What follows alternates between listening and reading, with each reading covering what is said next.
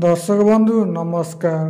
दर्शक बंधु आज आम जाना डेंगू और मलेरिया परी आतंक खेलाउଥିବା मशा दाउरू केमिति रक्षा पाइबा एवं घर आसुथिया मशा को केमिति ताकू घौड़ाइबा।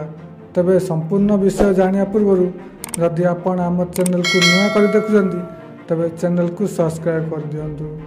दर्शक बंधु कोरोना एपर्यंत पूरा लोप पाई नाही।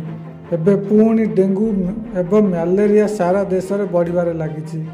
डाक्तरखाना रे सबुबेले मशा द्वारा मलेरिया डेंगू और चिकनगुनिया रोगी संख्या क्रमागत बढ़िबारे लागिछि। लोक माने घरे कोयला एवं लिक्विड स्प्रे मारिबा पई व्यवहार करती। यह समस्त रासायनिक पदार्थ मशा को अधिक क्षति पहुँचाए नाही, किंतु मनुष्य शरीर में पहुँचवा द्वारा से निश्चित भाव में श्वासक्रिया समस्या अनुभव करिपारंती। एही स्थिति रे आसंतु जानिबा किछि घरोई उपचार जहाँ साहाय्य आपण रोग खेलाउथिया मशा मानकु आपणक घर किपरि दूर करिपारिबे। मशा ठारू मुक्ति पाइबा पई संध्यारे घरर समस्त कबाट झरका को बंद कर दियंतु, जेपरि मशा माने घर भीतर को प्रवेश करिपारिबे नाही। सबुबले निज घर बाहर परिष्कार परिच्छन्न रखा चेष्टा करंतु। घरर चारिपाखरे थिबा ड्रेन गुड़िक नियमित सफा होउछि कि नहीं सेतिप्रति ध्यान दियंतु।